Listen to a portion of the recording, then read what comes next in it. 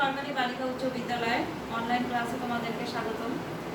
আমরা আজকে পড়াবো নবম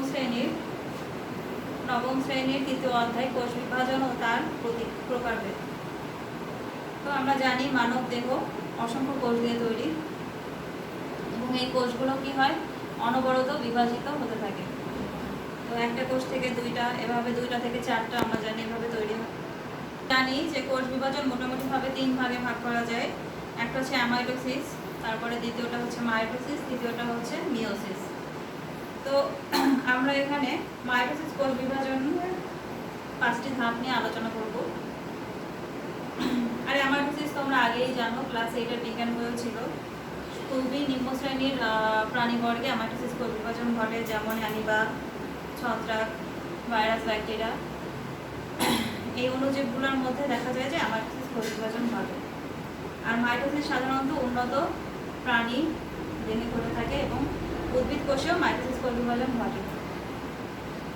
তো মাইটোসিস কোষ বিভাজনের কতগুলো ধাপ আছে, মোটামুটিভাবে 5টা ধাপে এগুলোকে ভাগ করা যায়। তো প্রথম ধাপটাকে আমরা বলবো যে প্রোফেজ।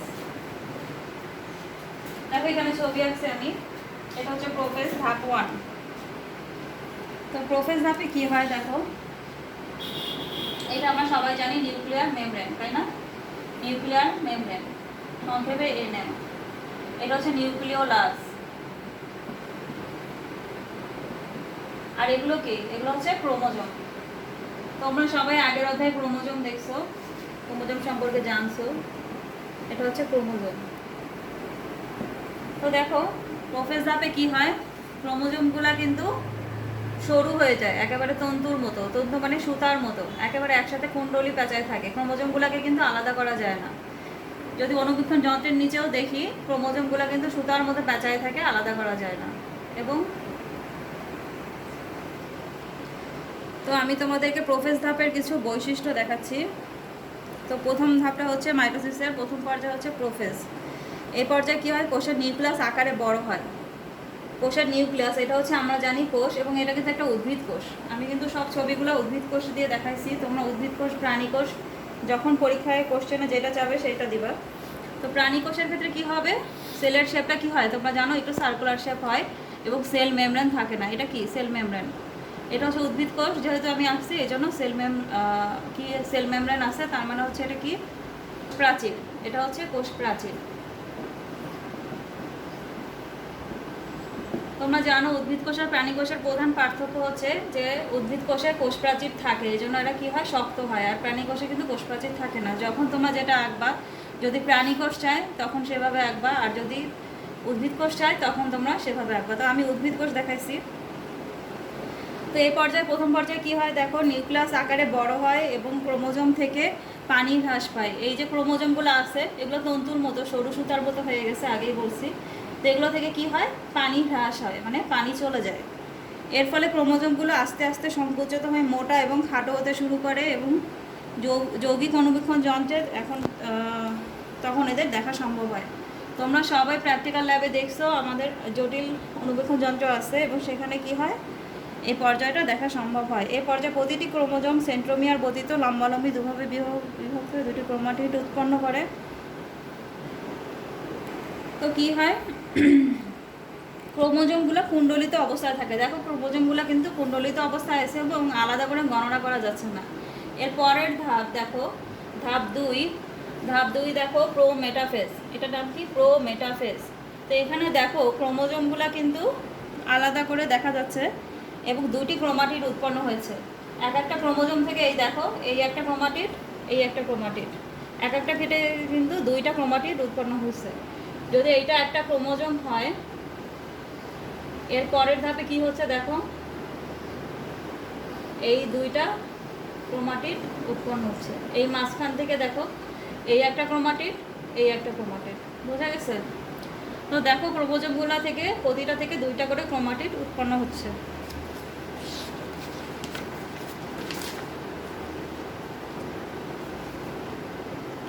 তো এ পর্যায়ে একেবারে প্রথম দিকে উদ্ভিদ কোষে কতগুলো তন্তুময় প্রোটিনের সমন্বয়ে 2 মেরু বিশিষ্ট স্পিন্ডল যন্ত্র সৃষ্টি হয়। তাহলে কি হয়, কতগুলো প্রোটিন, এগুলো কিন্তু এক একটা প্রোটিন দিয়ে তৈরি হয়। এইটাকে বলা হচ্ছে স্পিন্ডল যন্ত্র।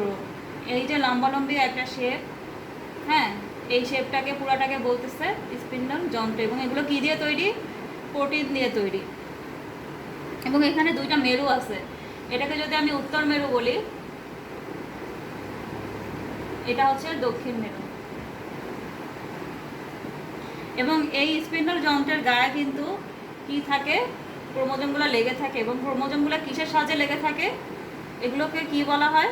সেন্ট্রোমিয়ার। ক্রোমোজোমের মাঝখানে আমরা জানি এটা হচ্ছে সেন্ট্রোমিয়ার।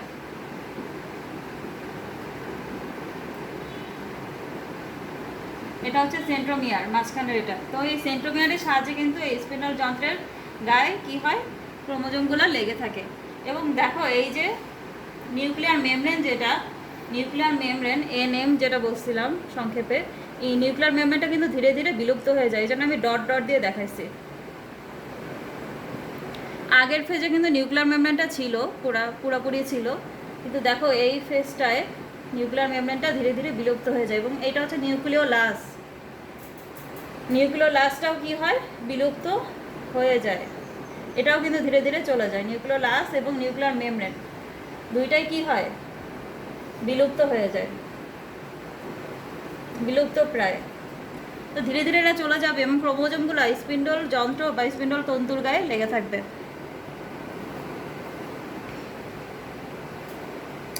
এই তন্তুগুলাকে, যেই স্পিন্ডল যন্ত্রের যেই তন্তুগুলোর সাথে লেগে আছে, এগুলোকে আর একটা নাম বলে ট্রাকশন ফাইবার বা আকর্ষণ তন্তু। দেখো এখানে কিন্তু অনেকগুলো তন্তু আমি আঁকছি, এর মধ্যে মাত্র দুইটা তন্তুর গায়ে কিন্তু লেগে আছে। তো দুইটা তন্তুর গায়ে লেগে আছে, এই দুইটা তন্তুকে কি বলবো? আকর্ষণ তন্তু বা ট্রাকশন ফাইবার। Traction fibre. তো এরকম কিন্তু আমি মাত্র 4টা ক্রোমোজোম এখানে দেখাইছি, কিন্তু আসলে কয়টা ক্রোমোজোম থাকবে এখানে? 46টা ক্রোমোজোম থাকবে। কয়টা? 46, তাই না? আমরা জানি 23 জোড়া ক্রোমোজোম আছে। মানব দেহ যদি হিসাব করি, মানব দেহে কতগুলো ক্রোমোজোম আছে? 23 জোড়া। তো এখানে আমরা জানি এরকম চারিপাশে ঘুরানো প্রায় 46টা ক্রোমোজোম থাকবে। তো ক্রোমোজোমের সাথে এই তন্তুগুলো সংযুক্ত থাকে। এই তন্তুগুলোর আর একটা নাম, যেমন ট্রাকশন ফাইবার, তেমনি আর একটা নাম হচ্ছে ক্রোমোজোমাল তন্তু। এগুলোকে ক্রোমোজোমাল তন্তুও বলে। ক্রোমোজোমগুলো এ সময় বিষুবীয় অঞ্চলে বিন্যস্ত হতে থাকে। কি হয়? বিষুবীয় অঞ্চল মানে কি? মাঝামাঝি অঞ্চল, ঠিক আছে? আমরা জানি পৃথিবীরও যেমন উত্তর মেরু আছে, দক্ষিণ মেরু আছে পৃথিবীর, তেমনি মাঝখানের অঞ্চলটাকে কি বলা হয়? বিষুবীয় অঞ্চল। তো ক্রোমোজোমগুলো ধীরে ধীরে বিষুবীয় অঞ্চলে জড়ো হতে থাকবে। আর একটা ব্যাপার আছে যেটা তোমাদের প্রাণী কোষের ক্ষেত্রে আছে, উদ্ভিদ কোষে নাই। প্রাণী কোষে কি হয়? সেন্ট্রিওল যেটা থাকে, আমরা জানি প্রাণী কোষ আর উদ্ভিদ কোষের একটা মেইন পার্থক্য হচ্ছে উদ্ভিদ কোষে সেন্ট্রিওল থাকে না, প্রাণী কোষে সেন্ট্রিওল থাকে। এটা তোমরা আগেই পার্থক্য সময় পড়ছো। যেমন উদ্ভিদ কোষে কোষ প্রাচীর থাকে, প্রাণী কোষে থাকে না, তেমনি সেন্ট্রিওলও একটা মেইন পার্থক্য। প্রাণী কোষে সেন্ট্রিওল থাকে, উদ্ভিদ কোষে সেন্ট্রিওল থাকে না। তো কোষ বিভাজনের এই ধাপে কি হয়? প্রাণী কোষের ক্ষেত্রে সেন্ট্রিওলগুলো এখানে থাকে, তো সেন্ট্রিওলগুলো থেকে লুপ্ত, মানে সেন্ট্রিওলগুলো বিলুপ্ত হয়ে যায়, চলে যায় ধীরে ধীরে। তো এই ধাপে কী হয়? প্রাণী কোষে প্রোমেটাফেজে অ্যাস্টার রশ্মি বিচ্ছুরিত হয়। তোমাদের অনেক সময় 1 মার্কের কোশ্চেন আসতে পারে অ্যাস্টার রশ্মি কী, তখন বলবো যে সেন্ট্রিওলগুলো বিলুপ্ত হয়ে সেখান থেকে কি হয়? একটা অ্যাস্টার রশ্মি বের হয়। ছবিতে আছে, বইয়ের দিকে তাকালে দেখতে পারো, এই হচ্ছে অ্যাস্টার রশ্মি, এই হচ্ছে সেন্ট্রিওল। সেন্ট্রিওল থেকে কি হয়? চারিপাশে অ্যাস্টার রশ্মি আলোর মতো বের হয়। এরপরে আসে মেটাফেজ। তো মেটাফেজে আমাদের ধাপ 3। এখানে কি হচ্ছে দেখো, মেটাফেজে কি হবে দেখো, ক্রোমোজোমগুলো কোথায় আছে? সবগুলো কিন্তু বিষুবীয় অঞ্চলে আছে। এবং কি দ্বারা যুক্ত আছে? সেন্ট্রোমিয়ার, তাই না? এই যে রাউন্ড মাঝখানে যেটা, এটা হচ্ছে সেন্ট্রোমিয়ার আমরা জানি। এবং বিষুবীয় অঞ্চল মানে মাঝামাঝি অঞ্চল। দেখো 4টা ক্রোমোজোমে আমাদের মাঝখানে আছে, মাঝামাঝি অঞ্চলে, এর জন্য বলছে বিষুবীয় অঞ্চলে আছে। এবং এই ধাপটার নাম তোমরা সবাই জানো, মেটাফেজ। তো প্রতিটি ক্রোমোজোম সেন্ট্রোমিয়ার বিষুবীয় অঞ্চলে এবং বাহু দুটি মেরুমুখী অবস্থান করে। বাহু দুটি মেরুমুখী মানে এই যে দুইটা দুইটা করে বাহু আছে, 4টা বাহু। হ্যাঁ, একটা ক্রোমোজোমের 4টা বাহু আমরা দেখতেছি। এই উপরের দুইটা দেখো, এই 2 মেরুর দিকে, মানে উপরে দুইটা থাকে উত্তর মেরুর দিকে, আর নিচের দুই বাহু কোন দিকে আছে? দক্ষিণ মেরুর দিকে। দেখো এটাও কিন্তু সেইভাবে আছে। তো চারটা বাহু কি আছে এখান থেকে যদি মাঝখান থেকে যদি ভাগ করি তাহলে দেখা যাবে যে ক্রোমোজোমগুলো যদি মাঝখান থেকে ভাগ হয়ে যায় তাহলে দেখা যাবে যে এই দুইটা বাহু হচ্ছে উত্তর মেরুর দিকে আর এই দুইটা বাহু হচ্ছে দক্ষিণ মেরুর দিকে অবস্থান করে। তো আবার বলছে ক্রোমোজোমগুলো সর্বাধিক মোটা এবং খাটো হয়। দেখো ক্রোমোজোমগুলো আবার অনেক বেশি মোটা হয়ে গেছে এবং সর্বাধিক বলছে, তার মানে এই 5টা ধাপের মধ্যে সবচেয়ে বেশি ধাপ মানে সবচেয়ে মোটা এবং খাটো হয় কোন ধাপে? মেটাফেজ ধাপে।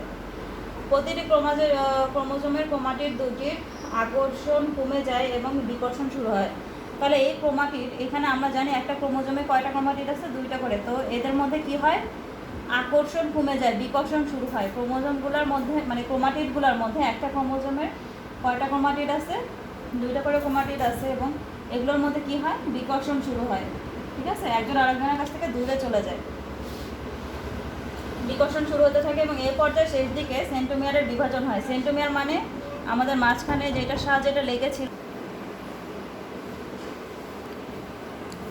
তো দেখো মেটাফেজ পর্যায়ের আর একটা বৈশিষ্ট্য হচ্ছে এ পর্যায়ে শেষ দিকে সেন্টোমিয়ারের বিভাজন শুরু হয়। আমরা জানি ক্রোমোজোমের মাঝখানে সেন্টোমিয়ার দ্বারা কিন্তু স্পিন্ডল যন্ত্রের সাথে লেগেছিল।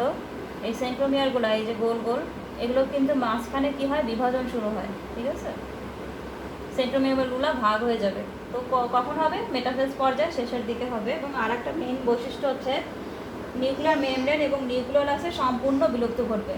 আমাদের যে নিউক্লিয়ার মেমব্রেন এবং নিউক্লিওলাস ছিল সেটা সম্পূর্ণরূপে চলে যাবে।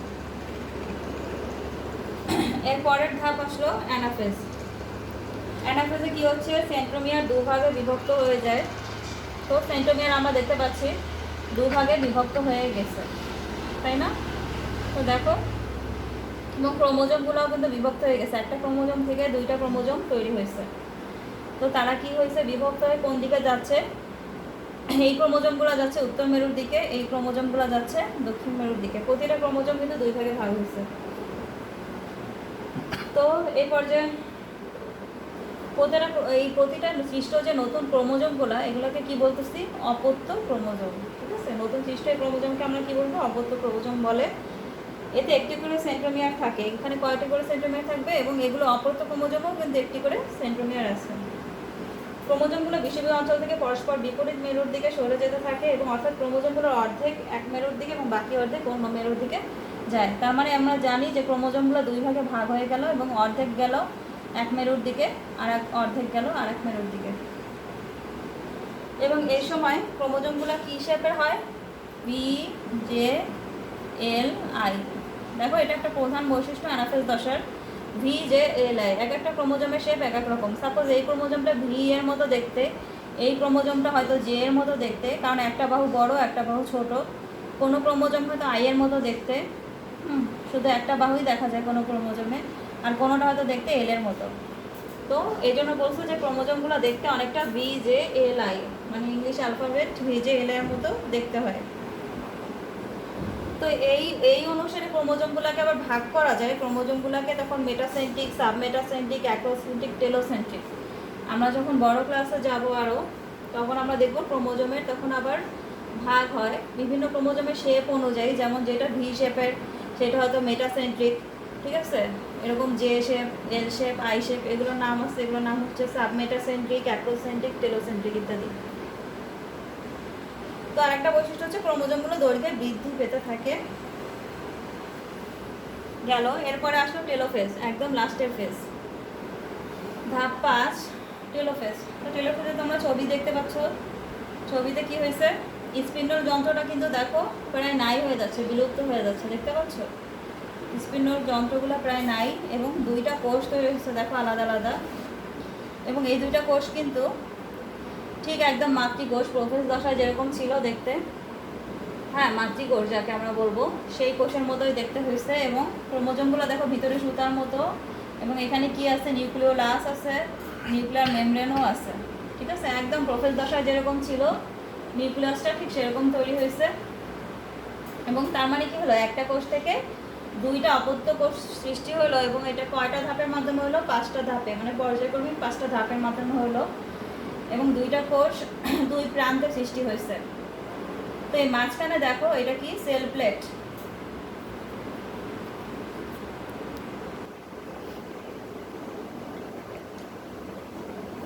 তো টেলোফেজ দশাটা আমরা জানি পুরোপুরি প্রোফেজ দশারই বিপরীত একটা দশা, কিন্তু পার্থক্য হলো এখানে দুইটা অপত্য কোষ বা ডটার সেল যাদেরকে বলি, এদেরকে বলা হয় ডটার সেল, ডিএম সংক্ষেপে, ঠিক আছে, ডটার সেল বলা হয়। দুইটা অপত্য নতুন কোষ সৃষ্টি হয়েছে এবং দুইটাই কি মাতৃকোষের মতো হুবহু গুণসম্পন্ন।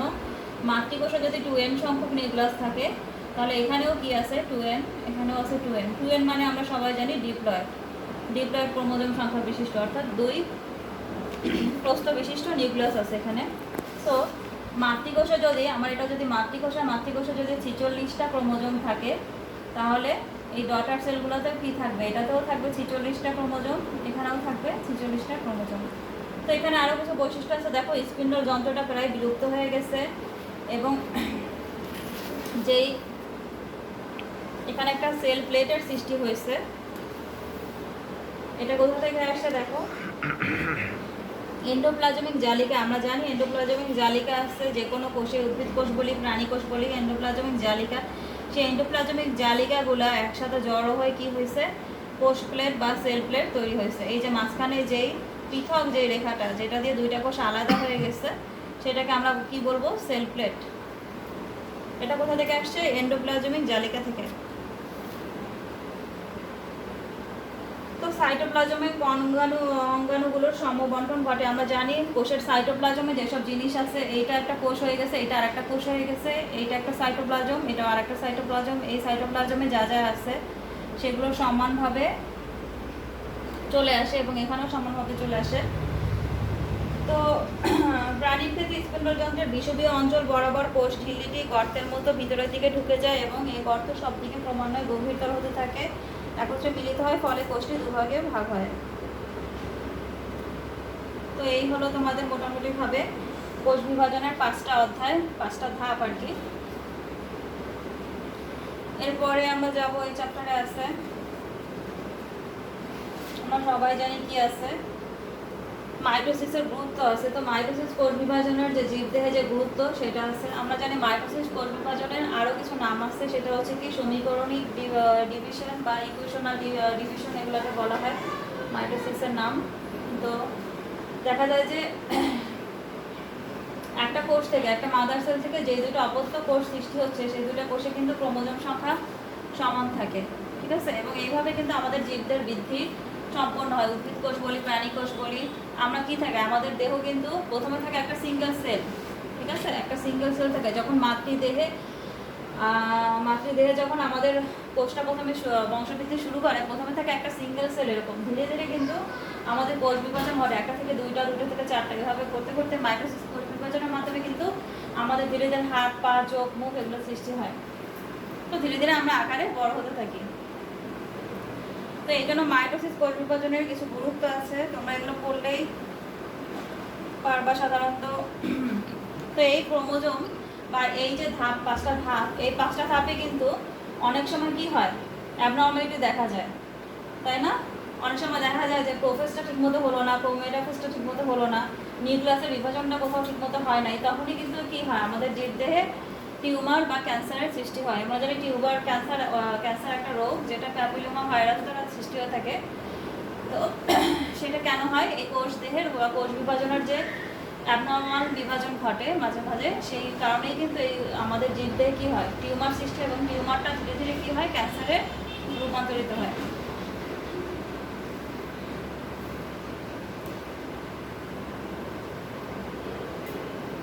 তো আমরা জানি ক্যান্সার কোষ এই নিয়ন্ত্রণহীন অস্বাভাবিক কোষ বিভাজনের ফল, এটা বললাম তোমাদেরকে একটু আগে। এবং জীবের যে দৈহিক বৃদ্ধি ঘটে সেটা কিসের কারণে ঘটে থাকে, মাইটোসিস কোষ বিভাজনের কারণে। তো এরকম আরও অনেক গুরুত্ব আছে মাইটোসিস কোষ বিভাজনের, যা একটু পড়লেই তোমরা পারবে, বইটা একটু রিডিং করলেই পারা যাবে। এরপরে আসো মিওসিস কোষ বিভাজন। মাইটোসিস কোষ বিভাজনের গুরুত্বর পরে আমরা আসলাম মিওসিস কোষ বিভাজন, আমাদের কোষ বিভাজন। এবং এটার সাথে মাইটোসিসের পার্থক্যটা কি আমরা জানি। মিওসিসের আরেকটা নাম হচ্ছে হ্রাসমূলক কোষ বিভাজন। আমরা জানি মাইটোসিসে কি হয়, 2n সংখ্যক সেল থেকে আমরা জানি 2n সংখ্যক সেলই তৈরি হয়, একটা থেকে দুইটা এভাবে, এটা থেকেও 2n হবে, এটা থেকেও 2n হবে। এটা হচ্ছে মাইটোসিস। n জানি হচ্ছে ক্রোমোজোম সংখ্যা, তাই না?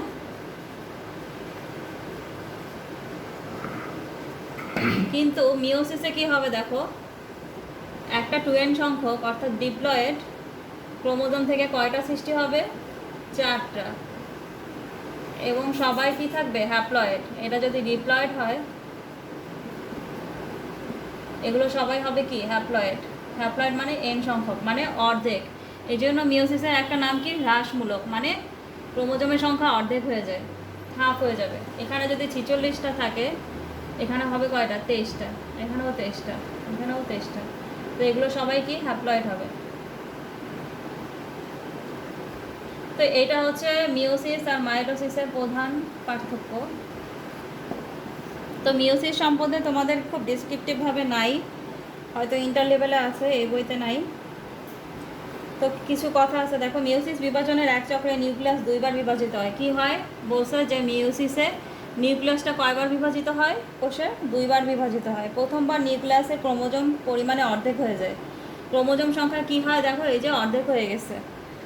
প্রথমবার বিভাজনে কি হয়, ক্রোমোজোম সংখ্যা অর্ধেক হয়ে যায়, এই জন্য কিন্তু এটার নাম হ্রাসমূলক বিভাজন। এই বিভাজনে মাতৃকোষের যে 2টি নিউক্লিয়াস পাওয়া যায়, দ্বিতীয়বার তার প্রতিটি আবার 2টি কোষে বিভাজিত হয়। এবার অবশ্য ক্রোমোজোমের সংখ্যা এবং পরিমাণ সমান থাকে। তাই সব মিলে চূড়ান্ত ফল হলো মিওসিস বিভাজনে একটি মাতৃকোষ থেকে 4টি অপত্য কী হয়, কোষ পাওয়া যায়, যেগুলোর প্রতিটি মাতৃকোষের অর্ধেক সংখ্যক ক্রোমোজোম ধারণ করে। ডিএনএর পরিমাণও তাই কি হয়, ক্রোমোজোম সংখ্যা অর্ধেক হয়ে গেলে ডিএনএর পরিমাণও কিন্তু অর্ধেক হয়ে যাবে, তাই না?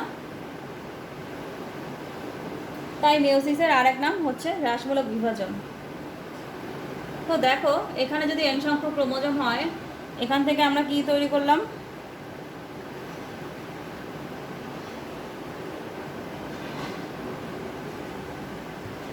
তো কী হয় দেখো, প্রতিটাই কিন্তু হ্যাপ্লয়েড। তো একটা কোষ থেকে কি হয়, 4টা অপত্য কোষ তৈরি হচ্ছে এবং অর্ধেক সংখ্যক নিউক্লিয়াস, এখানে অর্ধেক সংখ্যক ক্রোমোজোম। তো এখন কোশ্চেন হচ্ছে যে নিউক্লিয়াস না, মিওসিস কোষ বিভাজন কেন ঘটে আমাদের দেহে, তাই না? তো দেখো কিছু কথা সেখানে, মাইটোসিস কোষ বিভাজনে অপত্য কোষগুলোর ক্রোমোজোম সংখ্যা মাতৃকোষের সমান থাকে। মাইটোসিস বিভাজনে কি থাকে, অপত্য যে কোষগুলো, এগুলোতে ক্রোমোজোম সংখ্যা মাতৃকোষের কি থাকে, সমান থাকে।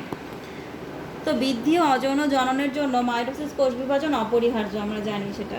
কিন্তু যৌন জননে পুং এবং স্ত্রী জনন কোষের মিলনের প্রয়োজন হয়। যৌন জননে আমরা কি জানি, ফার্টিলাইজেশনের জন্য পুং কোষ আর কি হয়, স্ত্রী কোষ, তাই না? এই দুটার কি হয়, মিলনের দরকার হয়।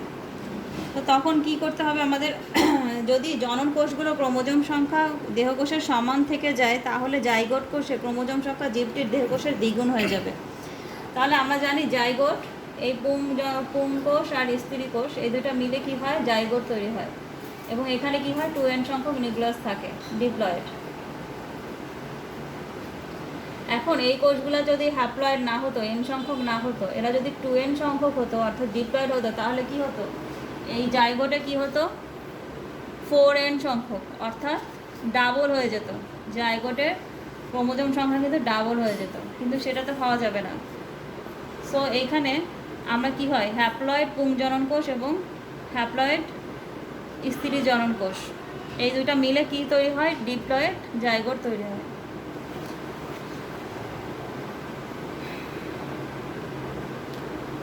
পুং ও স্ত্রী জনন কোষের মিলনের ফলে সৃষ্ট জাইগোট ক্রোমোজোম সংখ্যা দাঁড়াবে কত, 8। নতুন জীবটি প্রতিটি কোষে ক্রোমোজোম সংখ্যা হবে 8, যা মাতৃকোষের কোষের ক্রোমোজোম সংখ্যার দ্বিগুণ।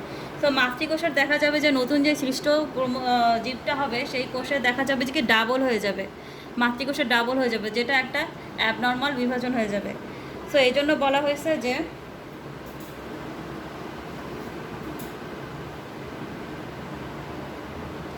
বলছে যে কাজেই ক্রোমোজোম সংখ্যা দ্বিগুণ হলে দ্বিগুণ হতে থাকলে বংশধরদের মধ্যে আমূল পরিবর্তন ঘটে যাবে।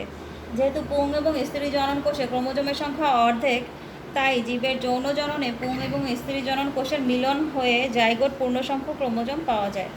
এভাবে জীবের ক্রোমোজোমের সংখ্যা বংশ পরম্পরা একই থাকে। তো এইভাবে কি হয়, যেহেতু আমরা জানি পুং জনন কোষ এবং স্ত্রী জনন কোষে হ্যাপ্লয়েড সংখ্যক ক্রোমোজোম আছে, আর কি মেইন যে কোষটা আছে সেখানে তো ডিপ্লয়েড, কিন্তু পুং জনন কোষ এবং স্ত্রী জনন কোষ কী হয়, মিওসিস কোষ বিভাজনের মাধ্যমে, হ্রাসমূলক কোষ বিভাজনের মাধ্যমে এই পুং জনন কোষ এবং স্ত্রী জনন কোষ তৈরি হয় এবং তারা দুজন একত্রিত হয়ে জাইগোট 2n সংখ্যক ডিপ্লয়েড কোষ সৃষ্টি হয়, যেটা কিনা মাতৃকোষের সমান সংখ্যক ক্রোমোজোম বহন করে।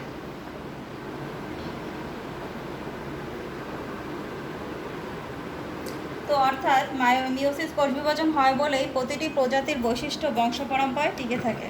তো প্রতিটি প্রজাতির যে বৈশিষ্ট্য তার কি হয়, আমাদের প্রজাতি অনুযায়ী আমাদের কি বৈশিষ্ট্যগুলো কিন্তু বংশ পরম্পরায় ঠিক থাকে। ঠিক আছে,